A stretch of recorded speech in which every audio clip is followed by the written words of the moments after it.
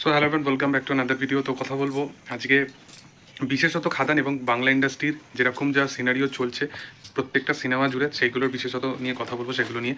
তো প্রথম যদি খাদান রিলেটেড বিষয় নিয়ে কথা বলি, খাদান না, যদি অলমোস্ট সবকটা ছবি নিয়েই কথা বলি, সবকটা ছবি, যে কটা ছবি আমি দেখেছি বিশেষতভাবে 5 নম্বর স্বপ্নময় লেন ছবিটা আমার দেখা হয়নি, বাদ বাকি চালচিত্র, সন্তান, খাদান, তিনটে ছবি আমি দেখেছি এবং তিনটে ছবি নিজের জায়গায় খুব ভালো হয়েছে এবং তিনটে জনারের ছবি নিজের জায়গায় বাংলা সিনেমা থেকে এরকমভাবে প্রেজেন্ট হয়েছে যে মানুষ কিন্তু বাংলা ছবিকে কিন্তু আগে প্রেফারেন্স দিচ্ছে রাদার দ্যান বলিউড থেকে। যখন বেবি জনের মতো ছবি এসছে যেখানে সালমান খানের মতো এত বড় সুপারস্টারের ক্যামিও আছে, সেখানেও কিন্তু মানুষের ফার্স্ট চয়েস কিন্তু বাংলা সিনেমা। এটা দেখে বেশ ভালো লাগছে এবং অনেক দিন পর এরকম একটা জিনিস বাংলার বুকে বিশেষতভাবে এরকম কাইন্ড অফ জিনিস কিন্তু দেখা যায় না।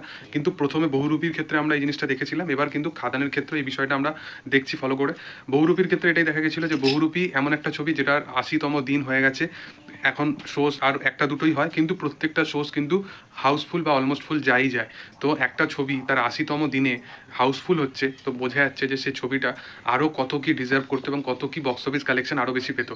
বহুরূপীর লাইফ টাইম কালেকশন বোধহয় 17 কোটি প্লাস, তারপরে আর কত কামিয়েছে বা এখনও কত কালেকশন উঠে আসে সেটা আমি জানি না, কিন্তু এখনও যেরকম রেশিও দেখা যাচ্ছে মোটামুটি 17 কোটি প্লাস কিন্তু বহুরূপীর মতো ছবি কালেকশন করেছে। খাদান এখনও পর্যন্ত এই ছবিটা কিন্তু প্রায় 7 কোটি প্লাস কিন্তু বক্স অফিস কালেকশন করে ফেলেছে এবং এই ছবিটা আগামী দিনে আরও কিন্তু বিশাল রেশিওতে কিন্তু এই ছবিটা সুপারহিট হতে চলেছে। অলরেডি এই ছবিটা ব্লকবাস্টার, কারণ বাংলা ইন্ডাস্ট্রি থেকে কোনো ছবি যদি 4-5 কোটি টাকারও যদি একটা মুখ দেখে, সেটার মানে কীরকম রেসপন্স হয় বা সেই ছবিটা কীরকম কী কালেকশন করে সেটা আমরা সকলেই জানি। তো খাদান এমন একটা ছবি যেটা অলরেডি 7 কোটি প্লাস, তার 7-6 দিনের মধ্যেই সে কালেকশনটা করে ফেলেছে এবং আগামী দিনে এই কালেকশনটা আরও কত বাড়তে চলেছে শুধু দেখো। প্রথম উইকে খাদান মাত্র 282খানা মতো শোজ পেয়েছিল, যার মধ্যে প্রায় মোটামুটি সব শোজ মানে 150টা কখনো 100টা এইরকম শোজ কিন্তু অলমোস্ট ফুল হাউসফুল কিন্তু পাচ্ছিল। কিন্তু খাদান এবার কিন্তু টোটাল 401খানা মতো সেকেন্ড উইকে শোজ পেতে চলেছে।